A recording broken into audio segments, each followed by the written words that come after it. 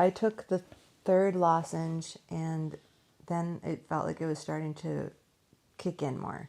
So at first I felt like I immediately became like one with the forest. Like I was moss on the ground on the forest floor, and then and I was totally at peace Were with there it. animals around and stuff, or you just No, experienced mossness in its essence, mossness in its essence. like on a rock or on a tree, or I don't even remember. I think you like were just, just moss? So as a moss wouldn't know where it was, you were just being yeah, it was moss. just being. And then I Like kind of, moss wouldn't differentiate that I'm on a tree or a rock, I guess or it not. would just be moss. I guess so. That's sweet. Then I went into like this cathedral space where I felt like I was climbing the top of a bell tower of a cathedral and seeing all the intricate designs of all the architecture. And then once I got to the top of that, I felt like I was kind of cloud surfing. Like, So did you go up like past the cathedral and like then you were in the clouds yeah, above the it cathedral? wasn't that like storylined out. It Yeah, was more just like, oh, okay, now we're like, now I'm in the sky and it's pinks and blues and purples like and sunset sky. yeah, like how it was when we were flying back from Texas. Oh, okay. And it's exactly what it was like when we were flying back from Texas. And I felt like I was just free, just kind of cloud surfing through everything. And then I think you put the headphones on, and I felt like I was listening to the visual explanation of the music, if that makes sense. Makes Like, perfect sense. I loved hearing, I almost loved having like one headphone off, one headphone on, because when you open up the window and I heard the frogs outside, I was just like, oh, thank God, there it is. Like, there's like, this sounds crazy, but it's like, there's my, like, there's the nature that I'm a part of. Yeah. I know it's so hippy dippy, No, no, it makes but total I sense. was like, oh, there we are. Because, and then when I heard the cars, they actually kind of irritated me Yeah. in a way. But then I thought, well, let me just embrace it. Like, cars are a part of where we live. So, but this world and the world that I was in are very different. Like, the world that I was in my mind, behind that blindfold, was what I felt like was my true essence and way of being. So you detached from your body, but like you felt more genuine in that state. It wasn't like a scary disassociative, like who am I, where am Right. I? Like I was saying earlier, like it wasn't, I think disassociation has a bad It was connotation to deeper it. association.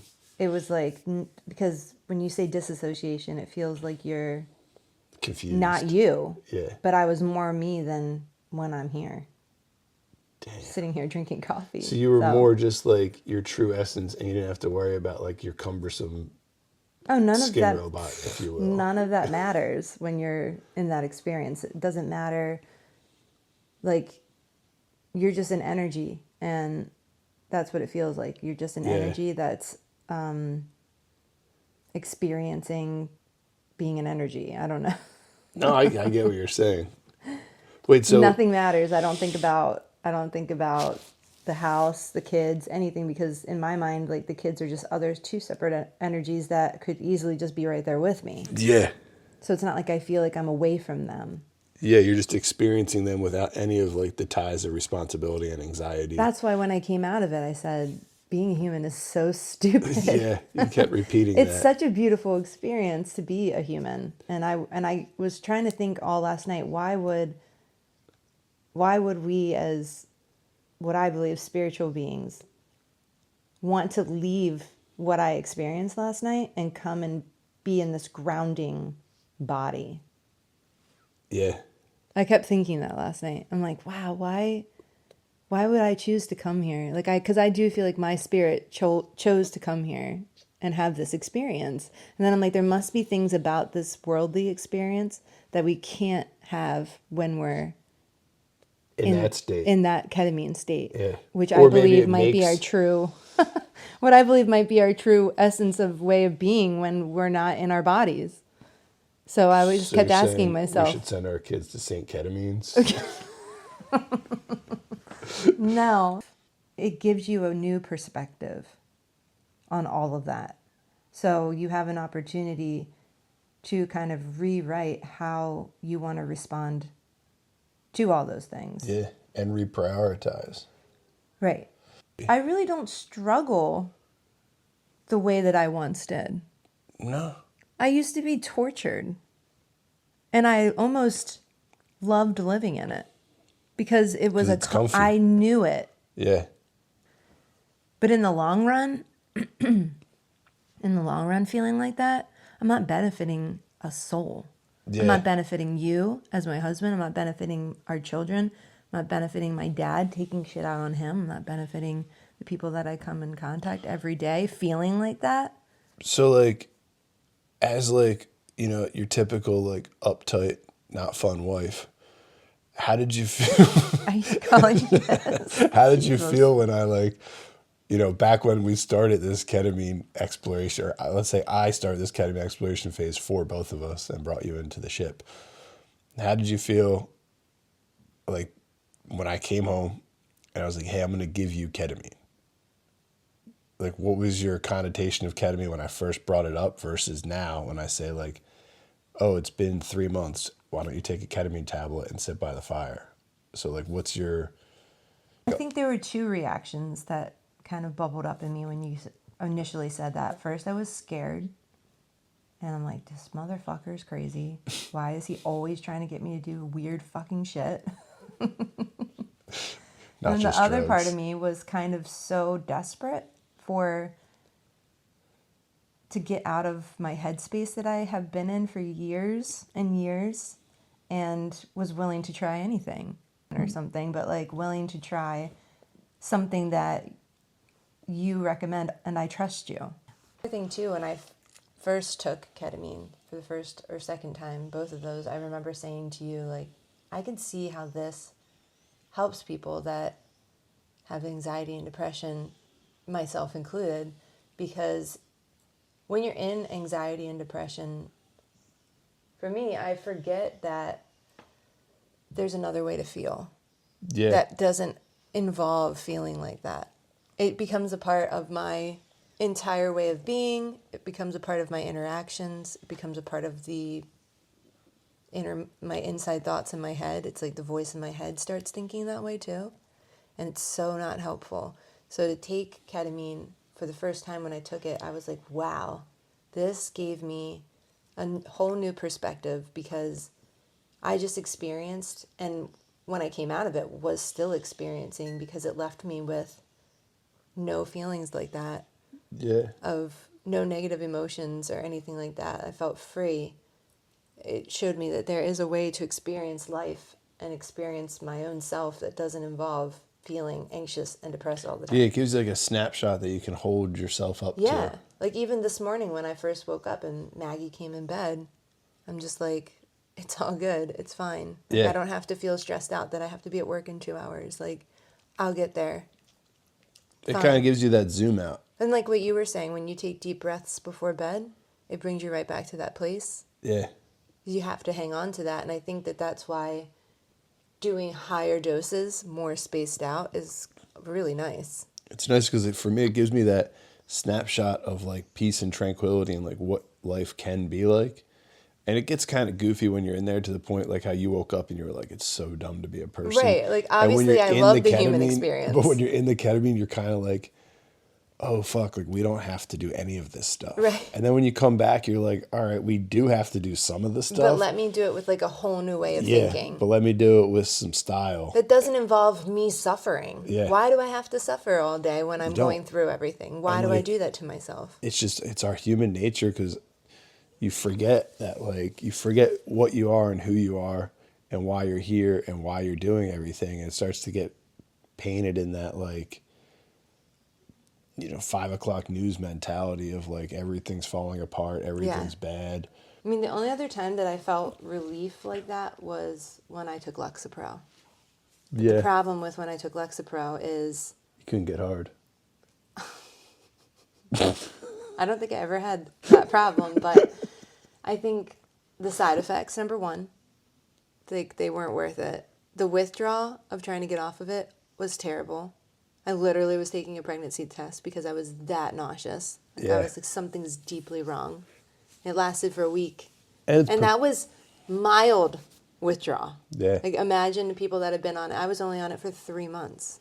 And then I think too, though, for me, what I like different than the Lexapro experience of relieving my symptoms versus taking ketamine every now and then, and other psychedelics mixed in there is, I don't know. I feel like, I don't know if this sounds incredibly rude to say, but like, I feel like I'm doing the work and the heavy lifting myself when I'm doing ketamine. Yeah.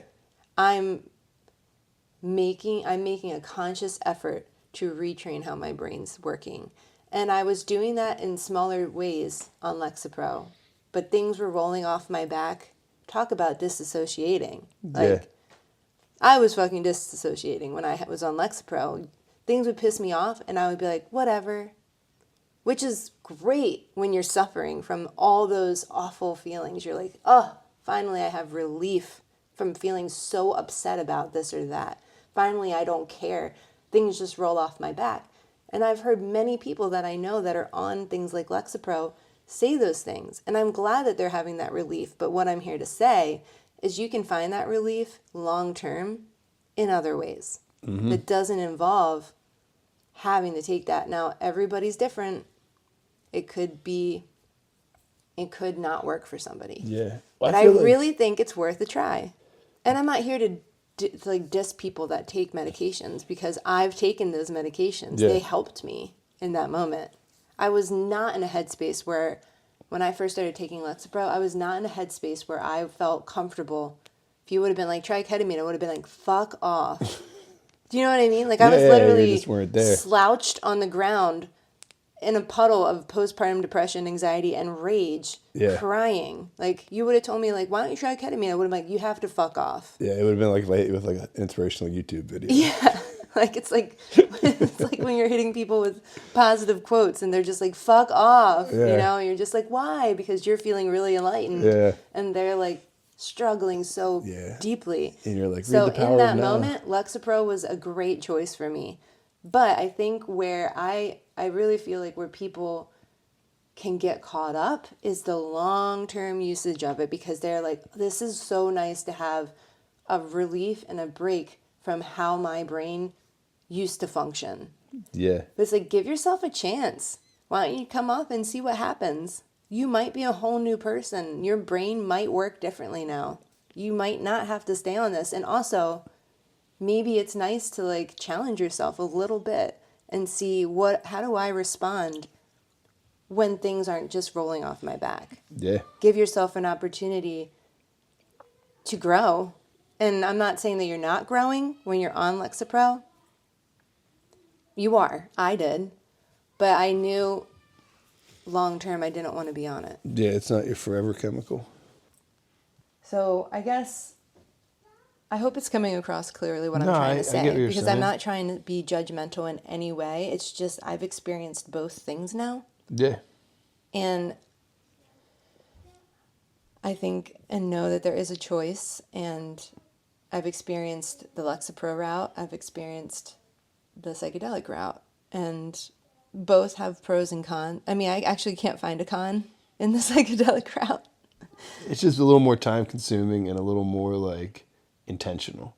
That's true. So like, what would you tell them? Ketamine's cool. Like if you had to go to your mom friends. I would tell anybody that ketamine's cool. But I'm saying to all those moms out there, There's you think another ketamine way. could help them. Are you going to start a bumper sticker in ketamine for moms? I just like to help the moms. But what out about just something. parents and like not even just moms? I mean, I know you're joking and you're talking about a very specific vein right now, but like, I think ketamine's for everyone. Yeah. Especially in today's society. I This society is insane. Yeah. The rate that people are running at every day is insane. The amount of things that we have to do every day is insane. And I think that I know that people are going to be like, you're ridiculous for saying that, but that's how I feel about it. Yeah. And this is my personal thoughts on it. Happened. Okay, way to fix it.